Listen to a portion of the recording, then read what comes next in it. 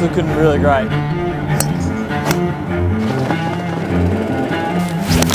Go in! Oh! Okay, so I recently went out and bought these two budget anamorphic lenses from Sirui. Now, this isn't a direct review on these lenses, but more of a breakdown on how I planned, shot, and edited this video specifically using these lenses. I'm gonna talk about what I think is great about these lenses, what I don't love about these lenses, and how they help me capture a cinematic golf spec commercial. Let's get into it. Now, I bought the 35 T2.9 and the 50 T2.9. I've got to say, these lenses for their price are really amazing. I think they're around 1,500 each, if I'm not mistaken. But honestly, they're a lot smaller than I thought. Usually cinema lenses are quite big, but these ones are a nice, nifty little size. You can just pack them in your bag. And the quality you get out of these lenses is next level.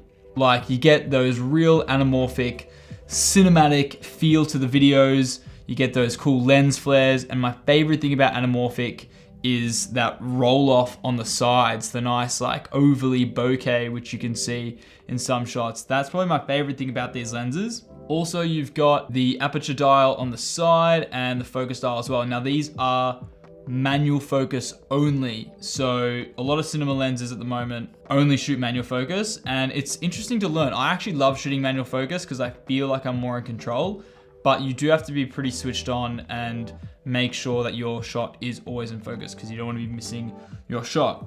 So anamorphic lenses are special lenses designed to capture a wider field of view by squeezing the image onto a standard sensor. Unlike normal lenses, these lenses squeeze it horizontally, so it actually squishes the footage and really extends it to get that really nice cinematic look to the footage. Honestly, these lenses are pretty awesome. I mean, I was roaming around the house and just filming whatever I could and made everything look like a movie. There's something so cinematic about anamorphic footage. It truly makes everything you film cinematic. You could point it anywhere and it looks good, especially when you have those really cool lens flares coming in off light. And as I said, that creamy bokeh as well really just sells that cinematic feel. So why I chose to film this video anamorphic is that I really wanted something cinematic to portray the golfer. And I've been watching a lot of spec ads online and a lot of golf commercials online. And I realized everyone has this really nice cinematic movie-like feel to it. So I went out and I bought these Sirui lenses, and yeah, they definitely did the job to make this footage look really cinematic. Will I be using them again? Well, I bought them, so I'm not renting them, so they're here for the time being. They are really good, and if I ever need to shoot something specifically anamorphic, I will definitely use them. So the shoot was split up into 2 days, one day only at home and then one day on the golf course. For the first day at home, I tried to control the lighting as much as possible. Now back then, this was shot about 2-3 months ago. I didn't have as many lighting equipment as I do now. So I kind of only had the one key light to play with. And what we ended up actually doing is putting that key light outside Will, our talent's bedroom.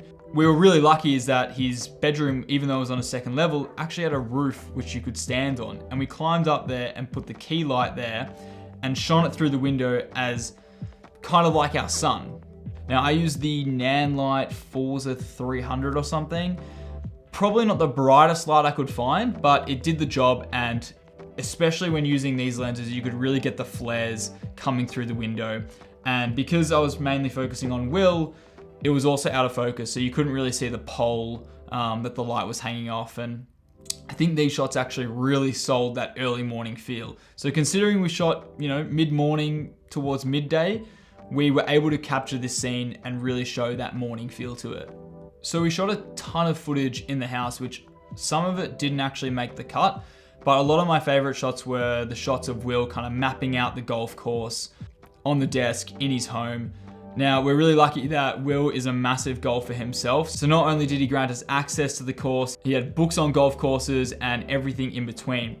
We're also really lucky is that the location was beautiful. Will has a beautiful house and a lot of natural light coming through. So mainly a lot of these scenes, we didn't even use artificial light. I just used the natural light coming through the windows, and it created a really nice soft bounce onto his face. Some of the shots probably could have been a bit more contrasty, but I was really happy with the overall look. So for 95% of this project, I shot it on the 50mm. Now, the 50mm is really, really nice. In hindsight, wish I bought a 75mm rather than a 35. I feel like the 35mm is just too wide, especially anamorphic. You already have that wide field of view, so anything wider than 50 is like extreme wide. So the main downfall about these lenses I found was actually the focusing distance. I actually had to shoot with a 90mm macro lens for some of those tight shots because these lenses, I mean, you could only focus maybe 90 centimeters to your subject. So it was really hard to get any like proper detail shots with this lens.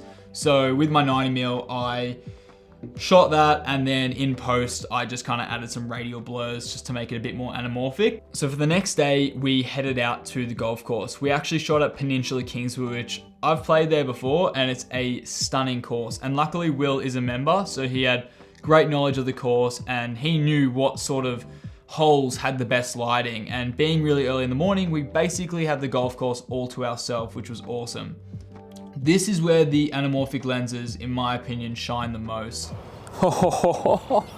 That's silly with the anamorphic lens. There was something about the bokeh on the grass, that nice radial fall off, the lens flares. When I was shooting, I was honestly just blown away by the footage that was coming out of these lenses, especially with my LUT already embedded on the monitor.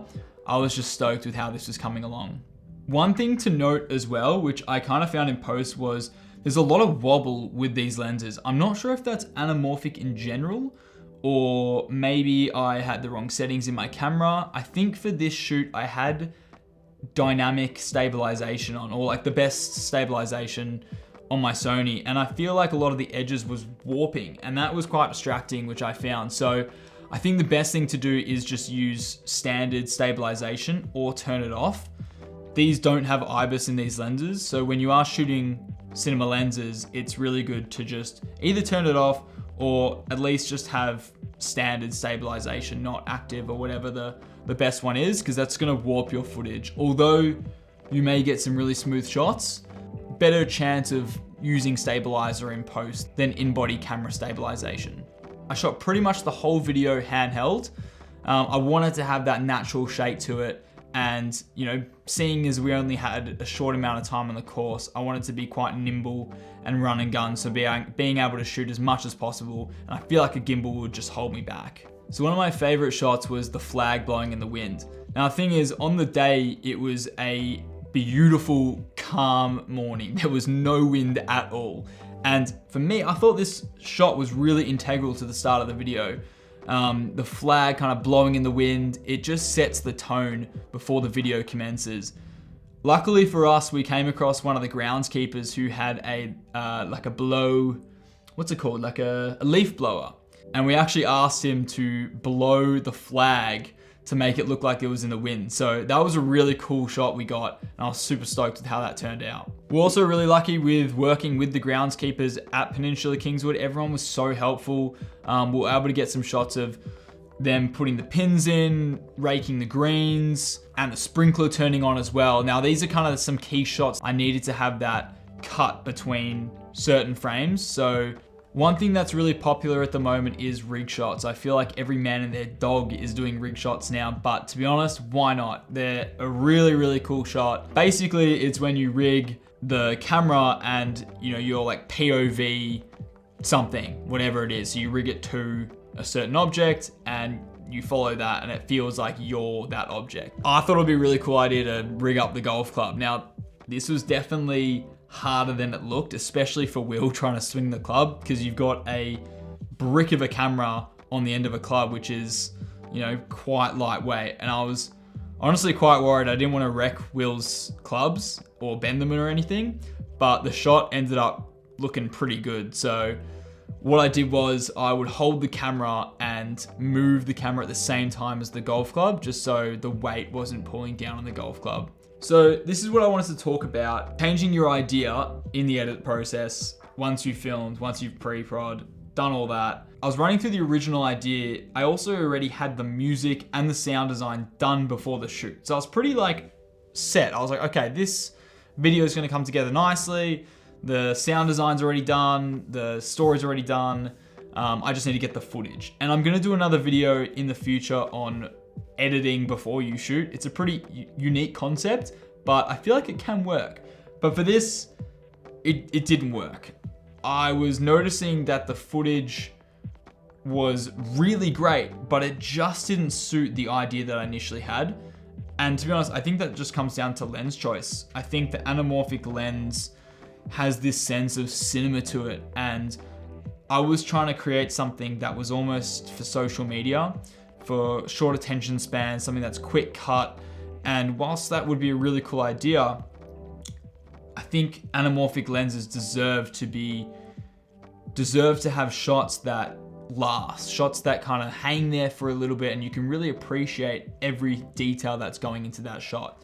So I scrapped the whole idea, and I thought it would be a cool idea of having a voiceover in the edit. Overall, pretty stoked with these lenses.